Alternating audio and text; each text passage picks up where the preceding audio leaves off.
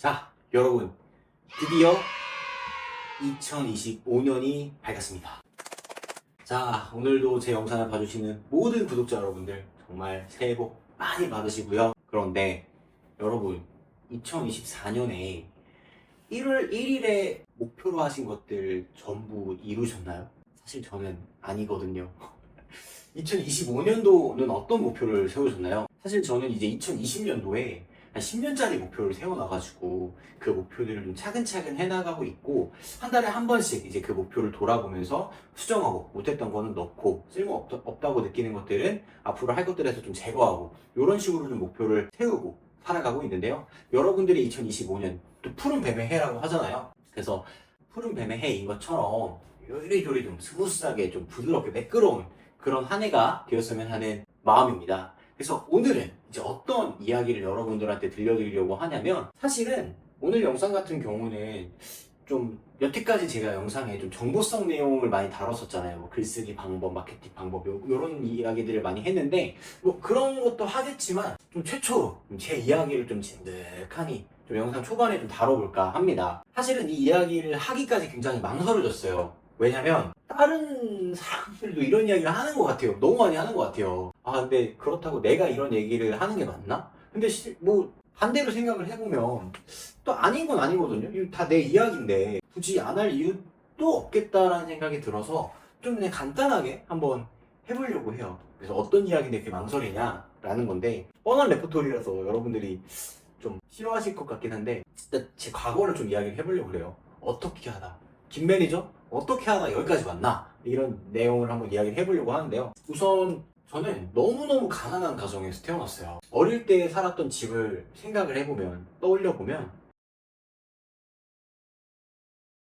정말 논밭을, 끊임없이 펼쳐져 있는 논밭을 한참 차를 타고 들어가야지 있는, 정말 무너질 것 같은 시멘트로 지은 그런 집, 단칸방에서 첫 기억이 있고요. 그리고 그 집의 바로 옆집에는 이제 개장수 아저씨가 계셔가지고 24시간 동안 강아지들이 지저대는, 정말 좀 마음 아픈 소리들을 들으면서 삶을 살았고, 화장실이 없었어요. 화장실이 집 밖에 있었기 때문에 푸세식 화장실을 이제 사용을 했고, 그리고 주방이랑 세탁실 이런 게 없었어요. 주방과 세탁실과 간단하게 씻는 공간이 이렇게 같이 있는 그런 시멘트로 된 오픈된 그런 공간이 있는 단칸방에서 살 정도로 정말 어렵게 가난하게 삶을 살아왔는데, 그렇게 삶을 살다 보니까 어떻게 좀 대학생이 돼서 서울로 이렇게 오게 되었어요. 근데 대학생활 하다 보니까 2년 정도 지나고 나니까 제가 대학교를 졸업할 만한 돈이 없다라는 걸 알게 됐어요. 그래서 대학교를 빨리 때려치고 군대를 갔다 옵니다. 군대를 빨리 갔다 와서, 그리고 군대를 갔다 와서도 뭔가를 배우려는 생각을 안 했던 것 같아요. 빨리 일을 하자 라는 생각을 그때부터 해서, 어떻게 또 운이 좋아가지고 CJ라는 회사에도 입사를 하게 돼요. 그래서 CJ에서 한 1년, 그 후로 뭐 대원미디어, 예스24, 뭐 삼성, 그다음에 뭐 BMW, 이런 정말 좋은 회사들에서 일을 했어요.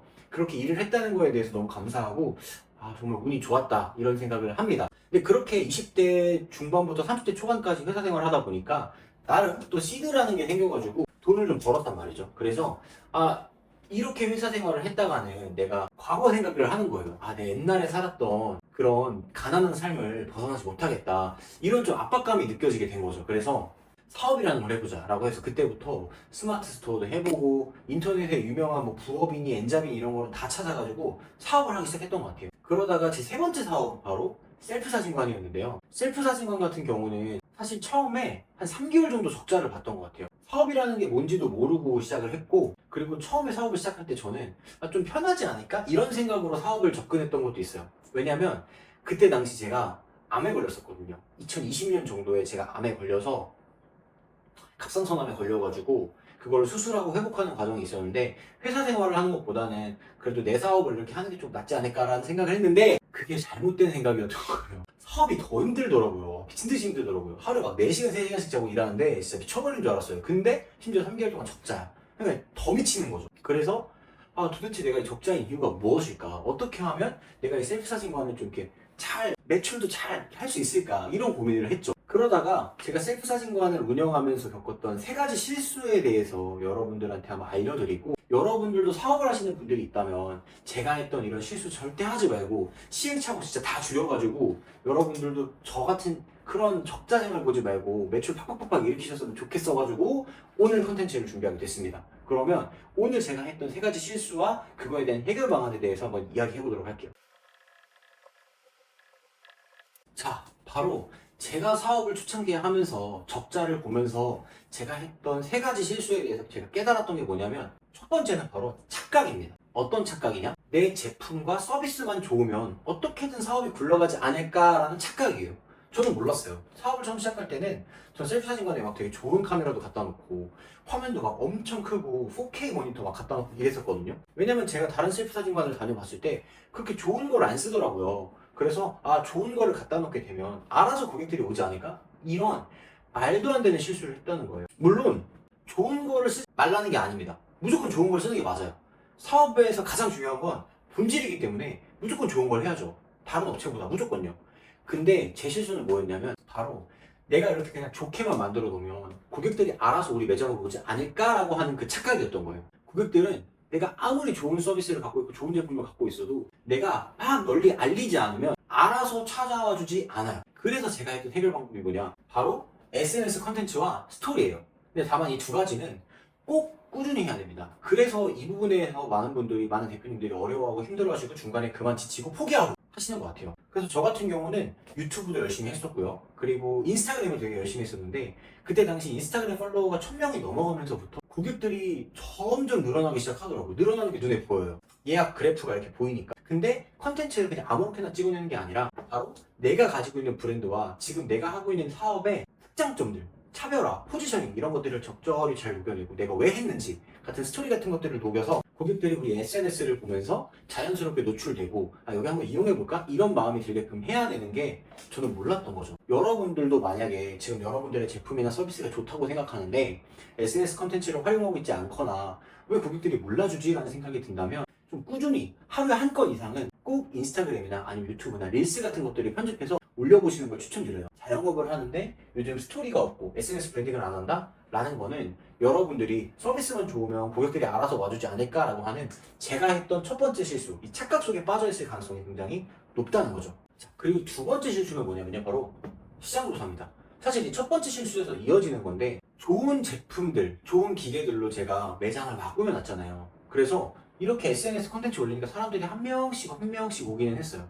근데 이 고객들이 떠날 때 괜찮았냐고 제가 물어보면 고객들의 답변이 하나같이 그냥 뭐 깔끔해서 좋긴 한데 뭐 약간 미적지근한, 들었을 때 제가 들어도 좀 확신이 없는 그런 느낌인 거예요. 이거를 어떻게 파괴할 수 있을까? 파괴법이 도대체 뭘까? 이런 고민을 했는데 제가 그때 찾아낸 건 시장 조사가 덜 됐구나라는 걸 알았어요. 그러면서 제가 3개월에 한 번씩 셀프 사진관 컨셉을 바꾸고 그거를 또 역시 꾸준히 SNS와 스토리에 담아가지고 계속해서 컨텐츠를 발행하고 나니까 단골 고객이 생길 정도로 고객들이 많이 늘어났습니다. 그래서 실제로 그때 당시 피아노 치는 어떤 고객분이 계셨어요. 여성분인데 피아노 선생님이셨는데 그분이 왜 피아노 치는지 알았냐면 자기 학생들도 데려오고 막 그랬거든요. 막 가족들이랑도 찍고 혼자 와서 찍고 동료들이랑도 와서 사진 찍고 막 그래서 막 1년에 4번씩 오시고 그랬어요. 컨셉이 바뀔 때마다. 그래서 제가 그때 깨달은 거죠. 누구에게나 좋은 셀프 사진관을 만들고 싶어서 그냥 단순히 깔끔하게만 만들었던 건데 그게 아니구나. 오히려 더 니치하게 컨셉을 짜고 시장 조사를 타이트하게 하고 사람들이 뭘 좋아하고 이런 거에 내가 초점을 맞추고 이런 거를 내 스튜디오에 갖다 놓고 이런 거를 내 상품에 반영할수록 고객들이 더 폭발적으로 반응하는구나라는 거를 그때 깨달은 거예요. 그래서 여러분들도 상품이 퀄리티가 좋은 건 당연한 거지만 이 퀄리티가 좋은 거에서도 내가 어떤 부분을 자극해야 고객들이 더 좋아할까? 그리고 실제로 지금 트렌드는 무엇이고 고객들이 어떤 컨셉일 때 어떤 부분에서 지갑을 여는지 이런 부분들을 끊임없이 연구해서 여러분들의 상품이나 사업 아이템에 적용시키는 게 중요합니다. 저도 이걸 몰라서 진짜 고생을 많이 했어요. 시장조사. 그리고 3번째는 바로 광고예요. 여러분들 중에서도 굳이 광고를 해야 되나 이런 생각을 하신 분들이 있으실 거예요. 시장조사까지만 했을 때는 그냥 딱 입에 풀칠할 정도? 먹고 살 정도? 딱 회사 다닐 때보다 조금 더 번다 덜 번다 왔다 갔다 하는 그 정도 매출이었다면 이 광고를 돌리면서부터는 매출이 진짜 폭발적으로 늘었는데요. 저도 처음에는 광고비라는 게 단순히 그냥 돈 타는 거 아니야? 그 돈 그냥 태우는 거 아니야? 이렇게 생각했거든요. 근데 사업을 제가 그래도 한 3년 정도 했단 말이에요. 사업체를 굴리면서 느꼈던 건 광고비라는 게 단순히 돈을 태우는 게 아니라 내 사업의 매출을 위한 또 하나의 투자구나 라는 거를 제가 그때 깨달은 거예요. 실제로 제가 그때 인스타그램을 막 하고 제가 팔로워도 1000명이 막 넘었었다고 그랬잖아요. 제가 팔로워가 막 1600, 1700 막 이렇게 됐었는데 그때 큰맘 먹고 릴스를 하나 찍었어요. 사실 2개. 친구를 불러가지고 야 친구야 이렇게 릴스 좀 같이 찍어줄래? 해가지고 같이 릴스를 2개를 만들었어요. 그래서 요거를 그때 당시 인스타그램 스폰서 광고라고 해가지고 인스타그램 자체에서 광고 돌리는 게 있었거든요. 그거를 돌렸는데 이 2개가 10만, 20만 조회수가 터진 거예요. 그때 당시 제가 50만원 광고비를 돌렸거든요. 25만원, 25만원 해가지고. 근데 이 2가지 릴스를 보고 방문한 고객들이 너무 많아지다 보니까 그 2개 50만원 광고로 거의 한 3, 400만원의 매출을 한 거죠. 그럼 50만원을 떼어내더라도 실제로 저한테 떨어지는 돈이 한 250만원 정도 되잖아요. 그때 깨달은 거예요. 와, 광고라는 걸 무조건 해야 되는 거구나. 그래서 그때 이후로 저는 네이버 플레이스 광고, 그 다음에 키워드 광고, 그 다음에 메타 광고를 직접 제가 세팅해서 광고를 돌리기 시작했더니 효율이 좋은 광고일수록 매출이 늘어나는 거구나라는 걸 깨달았어요. 여기서 전제 조건이 뭐냐면 단순히 광고만 해가지고 돈을 번다는 절대 아니고요. 효율이 좋게끔 세팅을 하는 게 중요하다라는 거예요. 그래서 단순히 광고라는 게 돈을 태우는 거에서 끝나는 게 아니라 여러분들이 내가 매출을 얼마나 할 거다라는 걸 정해놓고 그리고 여러분들의 좀 회전율이라든지 예약률이라든지 이런 것들을 계산해보시면 내가 한 달에 맥시멈으로 벌 수 있는 돈이 한 이 정도 되겠구나라는 계산이 떨어지잖아요. 그럼 그 목표 매출에서 내가 실제로 만들어낼 수 있는 그 매출에서 한 20% 정도는 여러분들이 광고비로 써줘야 투자라고 생각해서 광고비를 돌려줘야 모든 그 광고로 돌린 트래픽들이 결국 구매로 전환이 되면서 여러분들의 매출로 이어진다 라고 볼 수가 있는 것 같아요. 그래서 저는 실제로 EBS 다큐멘터리 팀에서 와가지고도 저희 스튜디오 이용해서 찍고 가고 막 그랬었거든요. 그리고 인천 관공서에서도 연락이 와서 자기 학생들 사진 찍는 거 가르쳐주고 싶다고 해서 막 그런 교육의 장으로 쓰기도 하고 광고를 돌리면 오히려 더 다양한 기회의 창이 열리기 때문에 여러분들도 광고를 단순히 돈을 태우는 거라고 생각하시는 분들이 있으시다면 꼭 이번 기회를 통해서 한번 광고에도 도전해 보셨으면 좋겠어요. 근데 여러분도 아시다시피 제가 지금 셀프사진관 창업 컨설팅을 거의 한 200분 넘게 하고 있잖아요. 근데 그분들도 저랑 창업 컨설팅 하다 보면 사업 초창기에 이 3가지 실수를 꼭 하세요. 하지만 제가 말씀드리고 싶은 건 뭐냐면 이런 실수가 있다는 걸 알았으면 그냥 고집 부리고 계속 운영을 하는 게 아니라 어떻게든 빠르게 고치고 좋은 정보가 있으면 여러분들의 사업 그리고 내 사업에 빠르게 적용시켜서 고쳐나가는 게 더 중요한 것 같아요. 그래서 저도 지금은 에버마케팅 스튜디오라는 마케팅 대행사를 운영하면서 제가 지금 이런 실수를 하고 있다면 그런 실수들에 대해서 계속 빠르게 고쳐나가고 적용해 나가려고 노력하고 있거든요. 그래서 여러분도 지금 사업을 하시거나 뭔가 판매를 하거나 비즈니스를 하실 때 매출이 안 난다거나 고객 유입이 안 된다거나 광고를 해도 성과가 없다면 그건 여러분의 문제가 아닐 수 있어요. 그래서 그런 어려운 문제는 그냥 전문가한테 던져버리시는 게 때로는 굉장히 효율적일 수 있다. 그래서 저도 실제로 그때 당시 마케팅 인천에서 셀프사진관을 운영할 때 인천에 있던 마케팅 회사랑 그냥 같이 협업해서 진행을 했었어요. 그래서 한 200~300만 원씩 한 달에 주고 그냥 전부 다 그쪽에서 처리하는 걸로 해가지고 진행을 했었거든요. 그래서 저는 이번에는 제가 에버마케팅 스튜디오라는 마케팅 대행 행사를 차렸기 때문에 여러분들이 만약에 그런 게 필요하다고 하시면 저희 쪽에 연락 주시면 저희는 광고도 같이 도와드리고 마케팅 기획이라든지 마케팅 대행도 직접 해드리고 있으니까 필요하신 분들이 있다면 제가 고정 댓글에 남겨놓을 테니까 링크를 통해서 연락을 주시면 좋을 것 같고요. 그래서 오늘 이렇게 제가 사업을 하면서 초창기에 했던 3가지 실수에 대해서 여러분들한테 말씀을 드렸는데 여러분들도 이런 실수를 하고 있지는 않은지 혹은 지금 이런 실수를 하고 있는데 이런 해결 방법을 알게 돼서 한번 활용해보면 어떨지 이런 생각을 좀 해보고요. 여러분들이 사업하시면서 겪었던 그런 고민이나 걱정거리가 있다면 댓글로 한번 남겨주세요. 그러면 그런 댓글을 또 주제로 해서 제가 좋은 영상을 또 만드는데 여러분들이랑 같이 소통하면 좋을 것 같고요. 그리고 오늘도 영상이 도움이 되셨다면 꼭 구독이랑 좋아요 부탁드리고 그리고 2025년 첫 영상입니다. 그래서 여러분들 아까 영상 처음에 말씀드렸던 것처럼 원하시는 바 그리고 목표했던 모든 것들을 다 이루시는 한 해가 되셨으면 좋겠어요. 무조건 건강하셔야 하고요. 그러면 오늘도 영상 봐주셔서 너무 감사하고 다음 영상에 또 뵙도록 하겠습니다. 감사합니다.